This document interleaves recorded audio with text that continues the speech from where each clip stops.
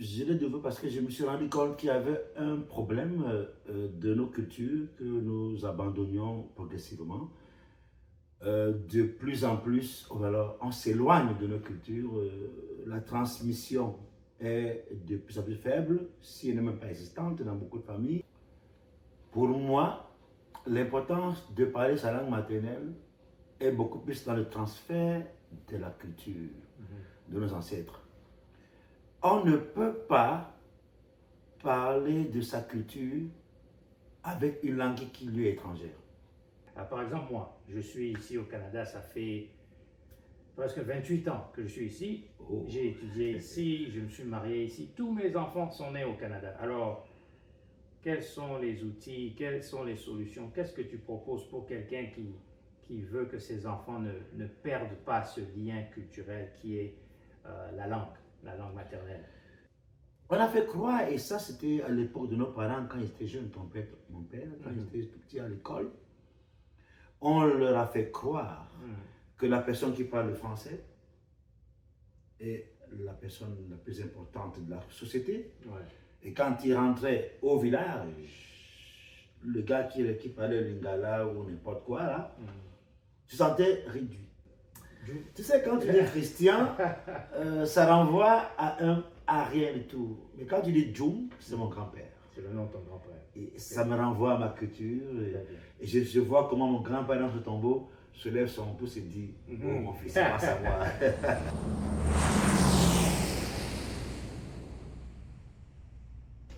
Bonjour à tous, bienvenue une fois de plus sur Émergence Diaspora, la chaîne qui fait la promotion de l'entrepreneuriat dans la communauté noire, dans la communauté afrodescendante. Aujourd'hui, je suis avec Djoum et il va se présenter. Nous allons parler de l'importance de nos langues maternelles. Par ça, je veux dire nos langues maternelles africaines, évidemment.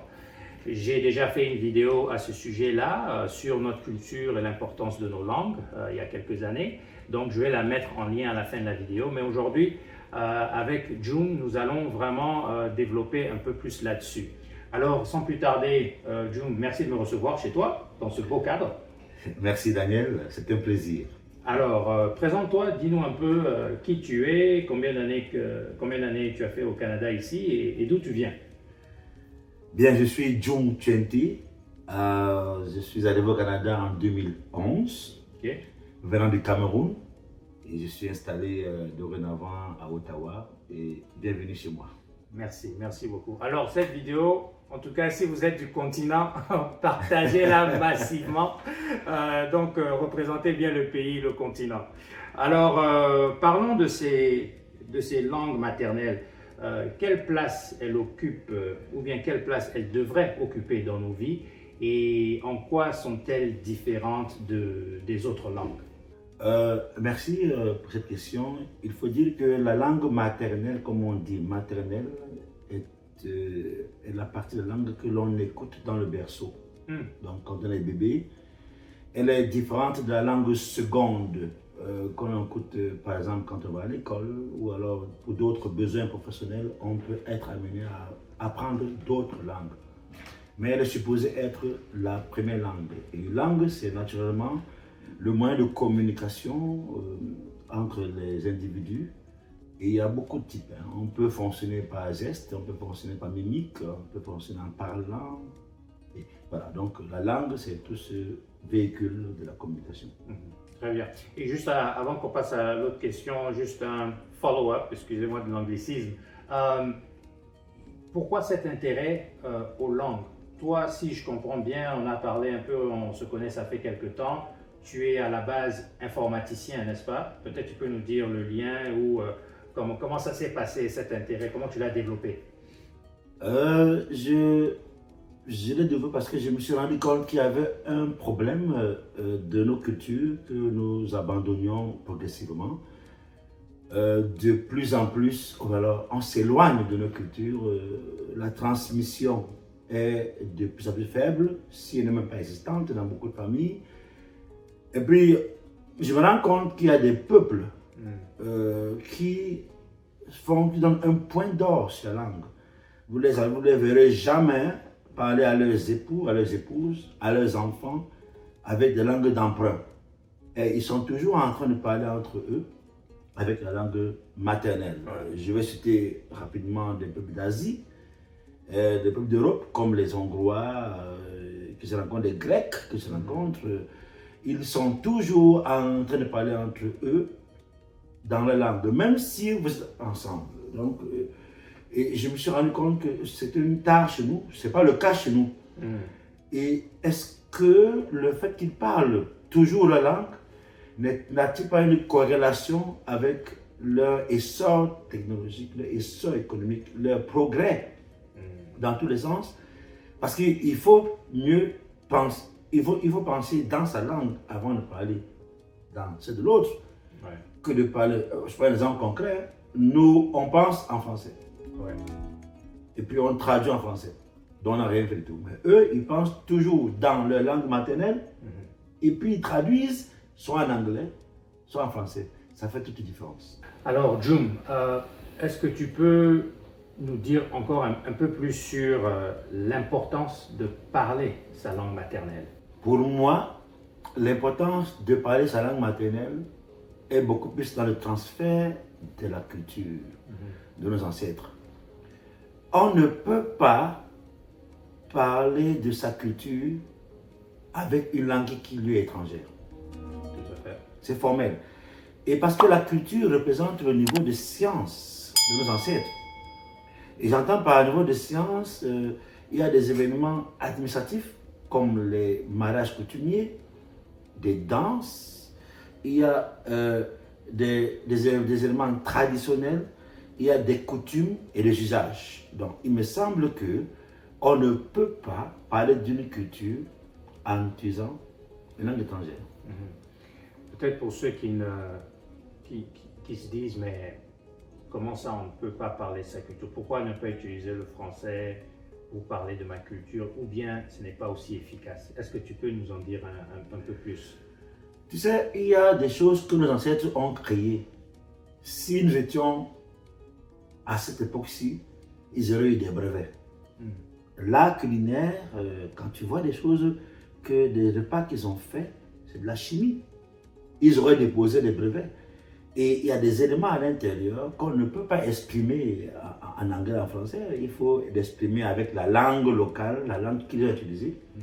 Et pour moi, je pense qu'il est important de transférer la culture en parlant la langue de la propre culture. C'est ça. Soyons un peu plus précis. Allons-y un peu plus en profondeur. Je vais prendre pour cela 2 ou 3 exemples. Vous savez, on appelle les funérailles la période qui va de la mort à l'enterrement. Les obsèques correspondent à la dernière phase des funérailles. Mais dans nos cultures, je ne sais pas si c'est le cas chez toi, dans ton pays, il y a des événements que l'on fait 5 ans, 10 ans plus tard, après la mort, pour célébrer l'individu, on peut encore dire pour l'ancestraliser. Et dans la religion catholique, on le canonise. Il y a des événements qu'on fait, des cérémonies rituelles qu'on fait longtemps après. Mais comme cette cérémonie n'a pas de mot en français, on n'a pas su comment l'indiquer. Et on a appelé encore ça funérailles. Ce qui fait que quand tu veux dire à quelqu'un que je fais les funérailles de mon grand-père, il est mort il y a 10 ans, on est surpris. Parce qu'on n'a pas su comment indiquer cet événement par un mot local. Le français de là-bas, on l'a appelé funérailles. Je vais prendre un autre exemple. L'art culinaire que j'aime beaucoup. Quand je vois les mets que nos ancêtres ont créés, je suis... voilà. Quand tu vois un ancêtre désigne un condiment, ça veut dire qu'il a ses propriétés, il sait comment l'utiliser, il sait à quel dosage le faire, il a toute une science derrière. Une science peut-être obtenue de façon expérimentale. Mais comment va-t-il indiquer? Comment vas-tu, si par exemple je connais ce nom, le nom de ce condiment, je connais à travers ce nom l'utilisation et tout le paquet scientifique qu'il y a derrière. À contrario, si je ne connais pas ce nom, je ne peux pas connaître tout ce qu'il y a derrière. Donc, parler sa langue permet de connaître tout le bagage culturel qu'on peut avoir, que nos ancêtres possédaient. Je vais également prendre le cas de ma langue maternelle. C'est peut-être pas le cas, c'est pas le cas dans toutes les langues du Cameroun. Le nous. À l'ouest du Cameroun, il y a deux nous. Je, tu, il, nous, vous, il. Il y a le nous quand vous êtes à deux. Si je veux dire toi et moi, allons manger, j'ai un nous. Mais si nous sommes plus de deux, j'ai un autre nous. Okay. Donc il y a pour, il y a pas. Ça c'est le cas de ma langue. Ouais. Et quand tu remarques, parce que quand j'ai fait l'application, je suis tombé dessus et j'ai dit, il y a des langues, les Boulous n'ont pas ça par exemple. Mais pourquoi est-ce que des peuples ont deux nous? Et quand je pousse la réflexion, ayant étudié le modernitaire, ce qu'on appelle l'hiéroglyphe, chez les Égyptiens anciens, le pluriel commençait à 3. À 2, on est encore dans le singulier parce que le 2, c'est la même chose. Si tu dis j'ai froid, tu vas te dire je n'ai pas chaud. Si tu dis ton maillot est sec, tu vas te dire ton maillot n'est pas mouillé. En fait, quand tu dis une chose, son contraire, c'est encore elle, la chose. Donc, il faut une tierce pour commencer le pluriel. Mais quand tu comprends cela, tu vois la pensée africaine. Tu comprends à travers ces deux nous comment nos ancêtres pensaient. Et tu vois la simple connaissance de savoir qu'il y a deux nous te renvoie à la connaissance profonde ancestrale, à la connaissance de la culture. C'est un peu comme ça que j'ai compris que la langue maternelle véhicule ce lourd patrimoine culturel. Et si tu me demandes pourquoi doit-on parler sa langue maternelle, tu sais, j'ai souvent dit aux gens, si tu veux être riche, si tu veux acheter tes maisons, tes voitures, si tu veux avoir les bons emplois, on n'a pas besoin de lingala. On n'a pas besoin de boulot ou de bateke. On n'a pas besoin de wolof. On est d'accord? Okay. Mais si tu es soucieux de ce bagage culturel, alors la langue maternelle tout son importance. Alors, Djoum, qu'est-ce que quelqu'un peut faire s'il veut aujourd'hui apprendre sa langue maternelle? Il vit en dehors du pays, il est dans la diaspora. Par exemple, moi, je suis ici au Canada, ça fait presque 28 ans que je suis ici.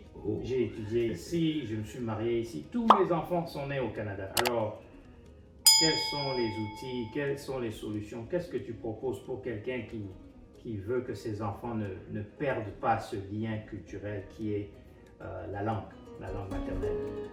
Écoute, Daniel, ton cas, tu n'es pas seul. Même les miens ne parlent pas. Enfin, ne parlaient pas, pour être plus précis, parce qu'ils sont rentrés dans la danse. Je pense qu'il faut d'abord la prise de conscience de l'importance de nos langues maternelles. Et puis il faut un engagement. C'est-à-dire qu'il faut un engagement sérieux, réel, des parents. Parce que c'est eux qui prennent conscience. Parce que quand tu veux inscrire ton enfant au basketball, c'est toi qui sais à quoi c'est le basket. Il ne sait même pas, il s'en va jouer, il s'amuse. Donc les parents prennent conscience et il faut rentrer l'enfant dans la dynamique ludique, le jeu. Il s'amuse. Il ne faut pas qu'il voie ça comme une charge scolaire. Comme une corvée. Il s'amuse. Exemple concret, les matins, quand l'enfant arrive dans ma chambre, c'est pas bonjour. C'est en langue.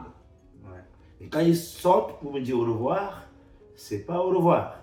C'est pas ce soir. C'est en langue. Moi, j'ai commencé à l'instituer de façon méthodique. Et puis, quand ils arrivent le matin et le soir, bref, ces petits mots. Quand tu veux, par exemple, dire à l'enfant, viens, donne, prends. Tu vois, c'est des mots usuels de tous les jours, à une expression à un seul mot, facile à retenir. Moi, je donne la recette. Très pratique, oui. Si tu veux dire, donne-moi de l'eau à boire, viens manger. Ne parlons plus en français. il ne va pas commencer par des phrases complètes. Et dès que tu as fait ça, les enfants sont extraordinaires, ils s'intéressent. Et demain, tu le vois essayer ce même mot, je veux manger. Il va dire la chose sans l'accent correct. Oui, oui. Tu souris, tu dis bravo, tu corriges. Ouais. Avec ces éléments, ces renforçateurs émotionnels, tu peux donner une prime, tu peux donner une tape, bravo, tu peux donner un biscuit, peu importe comment tu le félicites de récompense, il entre dans l'envie. Et demain, c'est lui qui va te dire, papa, comment est-ce qu'on dit telle chose? Vous avez des amis et tu vois, l'enfant essaye la langue maternelle devant tous les amis. Et puis tu as les amis qui disent, mais ça c'est bravo, waouh, et on corrige. Ça le réconforte et ça renforce le processus. Moi, je dis aux gens, c'est la solution simple. Commençons par ces petites choses-là et les enfants, quand ils vont prendre la danse, ça va aller. Je suis tout à fait d'accord et je le vois même avec mes enfants, cet intérêt-là qui vient. Mais comme tu as dit, tout commence avec nous, les parents. Les parents sont les responsables. Si on veut que nos enfants s'intéressent à notre culture et reviennent et s'intéressent à notre langue maternelle. Quel type d'outils, quels sont les moyens disponibles aujourd'hui pour toute personne qui veut apprendre leur langue maternelle? Donc, il y a des écoles, il y a des livres, j'imagine qu'il y a des ressources aujourd'hui, en plus de la technologie que nous avons. Il y a beaucoup de ressources. Comme je dis, c'est parce qu'on manque d'intérêt qu'on ne les connaît pas. J'étais l'année passée, en mars dernier, pour présenter mon application aux autorités et pour voir davantage le terrain, parce qu'on m'avait dit, écoute, tu sais, les gens apprennent, les gens font beaucoup de langues. Je suis à la fois, bon Dieu, j'ai vu des livres de tous les genres, des bandes dessinées, des livres de contes, des livres avec beaucoup d'illustrations. Il y en a beaucoup. Et même ici, il y en a qui fabriquent ici. Voyez-vous, vois-tu, je vous vois, il y a beaucoup de possibilités. Il y a même des logiciels. Il y a même des logiciels de Bambara, de Swahili, de Djoula, de la Côte d'Ivoire. Et est-ce que c'est donc, moi je vais conseiller des gens à aller vers cette bibliothèque. Il y a également des bénévoles qui enseignent des langues dans les différentes communautés ici. On se regroupe par communauté et puis on voit des gens qui, soucieux, enseignent de façon gratuite même. Je connais également des gens qui, depuis plus de 40 ans, enseignent dans des écoles informelles, mais payantes. Je pense qu'il y a beaucoup de possibilités d'apprentissage si les gens vraiment veulent apprendre, au-delà de parler de ces bribes d'expression, de mots comme je viens d'indiquer tantôt, il y a des écoles, il y a des livres. Bon. Alors, Christian, dis-moi, Djoum ou Christian, explique-nous un peu. Tu sais, quand tu dis Christian, ça renvoie à rien du tout. Mais quand tu dis Djoum, c'est mon grand-père. C'est le nom de ton grand-père. Et ça me renvoie à ma culture. Et je vois comment mon grand-père dans ce tombeau se lève son pouce et dit oh mon fils, c'est pas ça moi. Très bien. Alors, dans ce cas-là, ne m'appelle pas Daniel. Tu m'appelles Ntumba. Ntumba, c'est mieux. Voilà, c'est le nom de ma grand-mère. Voilà. Et là, son pouce fait comme ça, il dit oh là, il pense à moi. Elle fait comme ça aussi. Super. Alors, parlons vrai. C'est bel et bien important, les langues maternelles, tu en parles, tu as raison, on fait un effort avec nos enfants, mais est-ce que ce n'est pas trop tard? Nous sommes dans la diaspora, nous sommes loin du pays d'origine, du pays natal. On est ici en Occident, là où pour être pris au sérieux, être considéré intellectuel, performant, professionnel, tu dois parler un beau français, tu dois parler un bon anglais. Voilà, donc soyons un peu réalistes. Est-ce que ce n'est pas trop tard? Est-ce que la pente à remonter n'est pas un peu trop aiguë? Et puis, est-ce que, franchement, souvent on a envie d'abandonner? Est-ce que ça vaut la peine? Est-ce que ce sont nos langues qui vont donner de bonnes carrières, qui va apporter beaucoup d'argent dans la vie de nos enfants, dans leur avenir? Voilà un peu les questions que, j'avoue, je me pose aussi ces questions-là et sûrement d'autres parents qui nous suivent se posent la question dans la diaspora. Qu'est-ce que tu en penses? Tumba, Tu vois, l'autre là, j'oublie, là. Tout bas, tu as appuyé là où l'abcès là. Ouais. Et c'est ça qu'il faut qu'on appuie. Ça va faire mal, mais c'est pour enlever le pli. C'est ça la problématique centrale. Tu sais, on a fait croire, et ça c'était à l'époque de nos parents, quand ils étaient jeunes, mon père, quand ils étaient tout petits à l'école, on leur a fait croire que la personne qui parle le français est la personne la plus importante de la société. Et quand ils rentraient au village, le gars qui parlait le lingala ou n'importe quoi là, se sentait réduit. Du coup, nos langues ont, c'est mon avis, c'est mon impression, ont été de plus en plus réductrices. Ou alors, si tu veux la contraposer, le gars qui parle le français est de plus en plus élevé. Et il me semble que c'est pour cela que depuis 50, 70 ans, nos langues ont commencé à être de moins en moins importantes. Tu l'as dit, faut parler italien, il faut parler français, il faut parler pour des besoins pour être riche. Je crois que je l'ai dit au début, nos langues n'ont rien à voir avec la richesse matérielle. On s'entend. C'est malheureusement la situation. C'est malheureusement la situation que nos langues soient balancées au calendrier grec, comme on dit. Nos langues aient perdu l'importance. Et tu l'as dit, j'aime ton image. On part de bas là, et mon affaire, je rêve. Ma rêverie veut nous amener en haut. Et comment? Et ce que tu dis, c'est le même problème que j'ai certainement de parents. On commence par où? On fait quoi? Et si même c'est important, on commence par où? Moi, je pense que nous devons prendre la chose, comment dire, le taureau par les cornes. Nous devons prendre la chose à bras le corps. Je veux parler à chaque individu afrodescendant. On doit être, l'engagement doit être plus sérieux. Un engagement réel. Les outils sont là. Maintenant, s'il y a l'engagement, s'il y a l'outil, qu'est-ce qui reste? La méthode. La méthode est simple. Tout à l'heure, j'ai dit chaque matin, c'est pas bonjour. C'est un beau ténèbre. Des choses simples et pratiques. Il y a des gens qui forment, qui enseignent. Vous voyez, je paye 35 $ la demi-heure de piano à ma fille.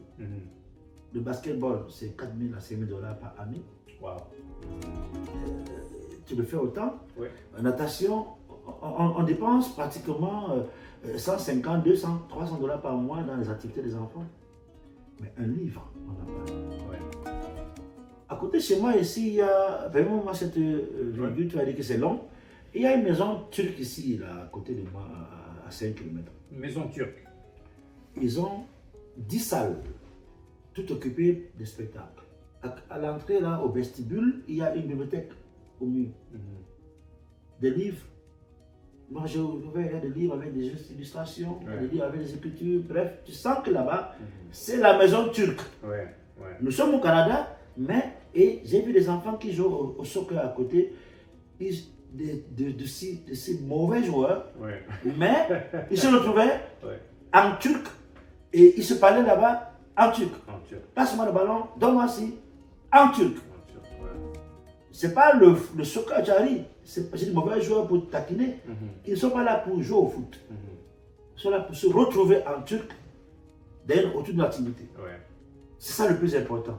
Et en parlant turc, il y a des moins bons et des plus bons. Mais on a fait autour de 6 mois, 1 an, 2 ans. Tout le monde. Je pense que dans nos communautés, on doit parler la langue, même si c'est mauvais, de moins en moins. Que dans une phrase de 5 mots, il y ait maximum 3 en français, et puis maximum 2, et puis maximum 1. Et finalement, il n'y aura plus de français. Je crois que c'est une démarche.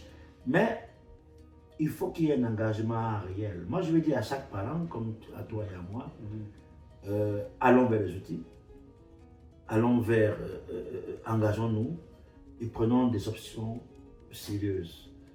Commençons par quelque part, et le changement de comportement ne se fait pas en 1 minute, en 1 jour.